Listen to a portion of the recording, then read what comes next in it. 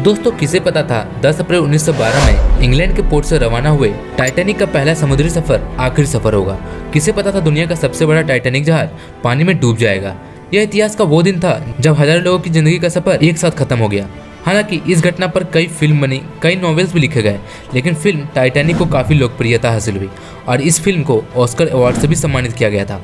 10 अप्रैल 1912 को वो दिन था जब दुनिया का सबसे बड़ा जहाज टाइटैनिक अपने पहले सफर के लिए तैयार था। उस दिन अटलांटिक ओशियन में बेहद सुकून था और समुद्री तूफान आने का दूर दूर तक कोई चांस नहीं था। जहाज में 1500 पैसेंजर्स भी सवार हो चुके थे। ना ही अलविदा करने वाले लोगों को और ना ही पैसेंजर्स को पता था कि जो जहाज कुछ ही घंटों में रवाना होने वाली है एक बहुत बड़ी हादसे की शिकार होने वाली है। दोस्तों इस शिप में जो लग्जरी इस्तेमाल की गई थी बनाने में वो दिल दहला देने वाली है। उस जमाने में शिप को बनाने में 7.5 मिलियन डॉलर, जो कि आज के 400 मिलियन डॉलर के बराबर है। शिप के अंदर की फैसिलिटी और डेकोरेशन किसी 5 स्टार होटल से कम नहीं है। स्टेंड ग्लास की खिड़कियां, ऑर्नेट वुड पैनलिंग, 2 बड़े बड़े grand staircase, heated swimming pool, Turkish bath, electric bath, gym, squash court, 4 restaurant, 2 barber की दुकानें और एक लाइब्रेरी भी था। दोस्तों इसमें जो सेफ्टी फीचर्स का इस्तेमाल किया गया था जिससे जहाज को अनसिंकेबल माना जाता था। ये एक ऐसी शिप है जो कभी डूब ही नहीं सकती। दोस्तों इस शिप को जिस कंपनी ने बनाया था उसका नाम व्हाइट स्टार लाइन था। दोस्तों कैप्टन स्मिथ जो कि कैप्टन थे टाइटैनिक शिप के, उनको डेडलाइन मिल चुकी थी कि इस शिप को 17 अप्रैल तक यानी कि सिर्फ 7 दिनों में न्यूयॉर्क पहुंचाना है।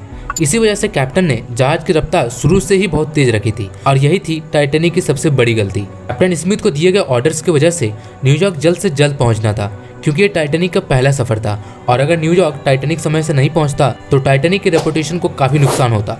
14 अप्रैल 1912 की शाम को समुद्र के हर तरफ कोहरा ही कोहरा था, जिसके कारण विजिबिलिटी भी काफी कम हो चुकी थी। उसी रात एक और जहाज जो टाइटैनिक के आगे थी उसके कैप्टन ने वायरलेस पर टाइटैनिक को समुद्र पर तैरती हुई चट्टाने यानी आइसबर्ग्स की वार्निंग दी थी।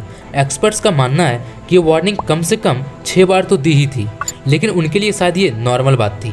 दोस्तों जहाज के ऊपर एक क्रो नेस्ट होता है और ये काफ़ी हाइट पे होता है।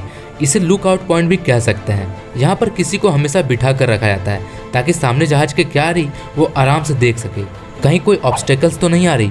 तो जो आदमी इस जगह पर बैठा था उसे बड़ी ही ठंड का सामना करना पड़ता है। बहुत तेज रफ्तार से ठंडी हवाएं बह रही थी, ऊपर से रात का समय था और ठंडी हवाओं के चलते आंखों से आंसू भी आने लगते हैं, जिससे आगे देखना और भी मुश्किल हो जाता है। रात के 11:39 फेडरिक फ्लिट नाम का एक बंदा यहाँ पे बैठा होता है। ये अचानक से अपने सामने एक बड़ा सा बर्फ का पहाड़ देखता है। जल्दी से ये 3 बार घंटी को बजाता है ताकि नीचे बैठे लोग सुन सके। फिर फोन उठाकर कॉल करता है और ऑफिसर्स को ब्रिज पर चिल्लाकर कहता है, सामने हमारे एक आइसबर्ग है, जल्दी से जहाज को मोड़ो। फर्स्ट ऑफिसर विलियम ब्रिज पर बैठे इस इंस्ट्रक्शन को सुनते हैं और इंजन रूम को संदेश देते हैं कि जहाज को लेफ्ट डायरेक्शन में मोड़ दो, लेकिन अनफॉर्चुनेटली बहुत ज़्यादा लेट हो चुका था। सिर्फ 1 मिनट बाद 11:40 पर जहाज जाकर आइसबर्ग से टकरा जाता है। दोस्तों ये आइसबर्ग एक फुटबॉल ग्राउंड इतना बड़ा होता है। लेंथ में ये 200 बाय 400 फीट था और हाइट में ये क्रो नेस्ट तक आ रहा था। साइंटिस्ट का एस्टिमेट है कि इस आइसबर्ग का वजन 1.5 मिलियन टन्स था। आइसबर्ग से टकराव टाइटैनिक के राइट फ्रंट साइड पर हुआ था। करीब 10 सेकंड तक ये जहाज आइसबर्ग के साथ सटता चला गया और एक बहुत बड़ा डेंट पड़ गया। इसकी वजह से शिप की मैन बॉडी में कुछ छोटे छोटे होल्स भी आ गए। कैप्टन स्मिथ और जहाज के आर्किटेक्ट थॉमस एंड्रयू तुरंत पहुंचे ये देखने के लिए कि इस जहाज को कितनी चोट पहुंची है। देखा तो उन्होंने रियलाइज किया कि ये जहाज तो अब डूब जाएगी। वो ब्रिटिश शॉक हो गए इसको देखकर। उन्हें लगता था कि ये जहाज तो अनसिंकेबल है, कभी डूब नहीं सकता। टाइटैनिक के निचले हिस्से में पानी भरना शुरू हो चुका था। इसके बाद सबको अलर्ट कर दिया गया था। लेकिन दोस्तों टाइटैनिक को ऐसा बनाया गया था कि उसके 3 फ्लोर तक पानी भर जाने के बाद भी वो नहीं डूबता। लेकिन पानी 3 फ्लोर को क्रॉस करके अब 4थे फ्लोर तक पहुंच गया था और अब मामला हाथ से निकल चुका था। टाइटैनिक धीरे धीरे ओशियन में डूबता जा रहा था। अब जहाज के फिक्र किए बिना इससे मौजूद पैसेंजर्स का जान बचाने का वक्त आ चुका था। कैप्टन स्मिथ ने रेडियो पर इमरजेंसी अलर्ट जारी कर दिया। जब तक मदद के लिए कोई आता तब तक पैसेंजर्स को लाइफ बोट में शिफ्ट करने का प्लान किया गया।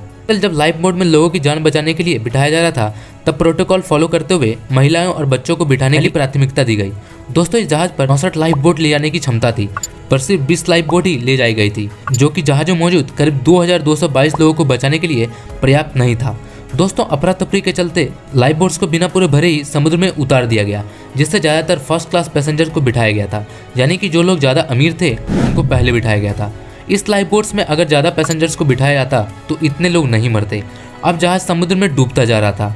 2:18 पर जहाज पर शॉर्ट सर्किट की वजह से टाइटैनिक की सारी लाइटें बुझ जाती है और अगले ही पल जहाज 2 हिस्सों में टूट जाता है। टाइटैनिक को समुद्र के अंदर अच्छी तरह से डूबने के लिए 2 घंटे 40 मिनट लगे और इस तरह 1500 लोग अटलांटिक ओशन के ठंडे पानी में डूबकर मर गए।